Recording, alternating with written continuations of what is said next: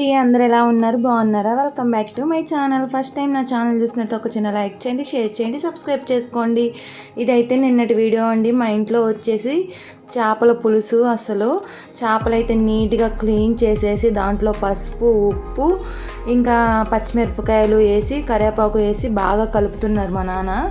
ఇంకా ఉల్లిపాయలు, కొత్తిమీర, పుదీనాకు ఇంకా అవన్నీ కొన్ని కొన్ని వేసేసి బాగా కలిపేసి ఇంకా ఆ తర్వాత అయితే తగినంత కారము ఇంకా అలాగా వేసేసుకోవాలండి. ఎందుకంటే చేపల పులుసుకి మనకు కావాల్సింది చింతపండు రసం అండి. చింతపండుని ఆల్రెడీ నానబెట్టేసి ఇంకా తర్వాత అయితే ఇవన్నీ మిక్స్ చేసేసి శుభ్రంగా బాగా కలిపేసి నీట్గా ముక్కలకి కారం అంతా ఉప్పు పట్టేలాగా కలిపేసి ఇప్పుడు చేపల బాయిల్ వస్తుంది కదండి, అందులోనే మనం కలిపేసుకొని పెట్టుకొని ఇంకా 1-2 సార్లు ఉప్పు అదంతా నూనె ఎక్కువ వేసుకోవాలంటండి.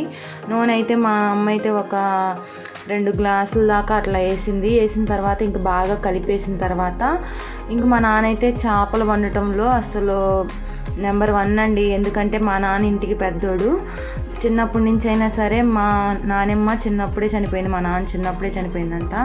ఇంకా అందరికీ వండి పెడతా ఉండేవాడు. అలాగా మా నాన్నకి చేపల కూర అంటే బాగా ఎలా చేయాలి ఏంటి మొత్తం తెలుసు. ఇంకా బాగా కారం అదంతా పట్టించిన తర్వాత ఈ చింతపండు రసాన్ని అయితే ఇంకా అందులోకి వేసుకొని కొంచెం బాగా మళ్ళీ నీట్గా అన్నీ అంటున్నాడు. ఎందుకు ఇంత బాగా చేస్తాడు అంటే అందరికీ వండి పెట్టేవాడండి చేపలు.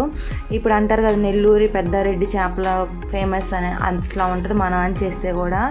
నాకు కూడా ఇష్టమేనండి, నేను కూడా తింటాను.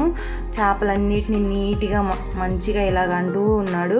అనేసిన తర్వాత ఇంకా అందులో కొత్తిమీర ఇంకా అల్లం పేస్ట్ అయితే ఫ్రెష్గా పట్టిందేనండి. అల్లం పేస్ట్ వల్లే టేస్ట్ అయితే వచ్చింది. ఇంకా అల్లం పేస్ట్ అయితే ఫ్రెష్గా పట్టింది. అలాగా నీట్గా అనేసి ఇంకా పొయ్యి మీద పెట్టుకోవడానికి అయితే గ్యాస్ మీద తీసుకొచ్చాము. అప్పుడే కరెంట్ అయితే పోయింది, అందుకే డల్గా కనిపిస్తుంది.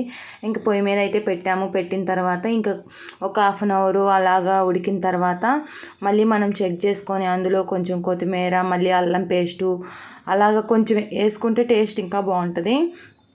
అల్లం పేస్టు కొత్తిమీర ఇవన్నీ వేసింది మా అమ్మ. ఇంకా వేసిన తర్వాత ఇంకొక 15 నిమిషాలు అలాగా ఉడకనిచ్చిన తర్వాత ఇంకా మనము ఆఫ్ చేయటమేనండి. ఈజీ ప్రాసెస్ అండి, కష్టపడే పని లేదు. అన్నీ ఒకేసారి కలుపుకొని పెట్టుకోవటమే. ప్లీజ్ నా వీడియో కానీ నచ్చితే ఫుల్గా చూసి సబ్స్క్రైబ్ చేసుకోండి, సపోర్ట్